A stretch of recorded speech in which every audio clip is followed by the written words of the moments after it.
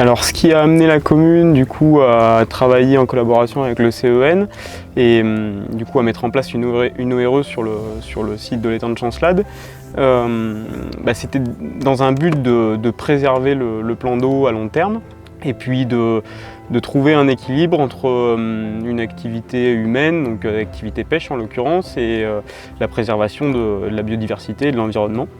On a été sollicité bien sûr par la commune, mais c'était surtout une demande des financeurs qui souhaitaient qu'il y ait, dans le cadre de l'achat de l'étang, une garantie environnementale. C'est l'ORE qui a été choisi, qui était certainement le plus adapté. L'étang a son importance, mais en fait ce qui est aussi très important, c'est son alimentation par les eaux autour. C'est le plus grand étang du Puy-de-Dôme, donc déjà la taille, plus de 100 hectares. Ce qui est intéressant, c'est la diversité des milieux naturels. On a à la fois des espaces qu'on appelle ouverts, c'est-à-dire un peu dégagés, avec des prairies, des roselières, et puis des espaces forestiers.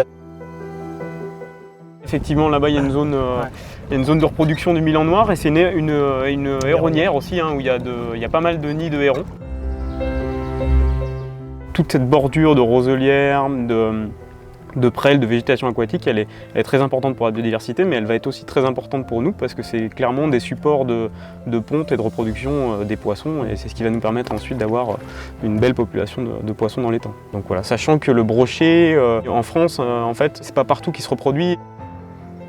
Sur cet étang, donc on a de la littorelle aquatique, c'est une petite plante aquatique, c'est un support de ponte justement pour le brochet, et sur cet étang on a un des très bons taux de reproduction du brochet en fait. L'enjeu était de trouver un équilibre justement entre protection du site, la biodiversité, mais en alliant une activité humaine quand même sur le site. C'est un espace naturel qui emploie 2 personnes et qui permet de faire vivre aussi un territoire.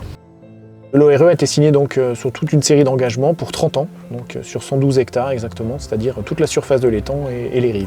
On s'est tout de suite rendu compte que c'était une association avec qui il pouvait y avoir un dialogue, que c'était pas fermé et qu'on pouvait trouver un équilibre dans notre projet. Et donc il y a une relation de confiance qui s'est tout de suite installée en fait. On est sur un territoire qui est très riche au niveau biodiversité, qui est encore pas trop impacté. Voilà. Et donc quand on voit à l'heure actuelle ce qui se passe dans le monde au niveau environnemental, faut en prendre conscience et il faut essayer de préserver du mieux qu'on peut notre environnement, notre biodiversité.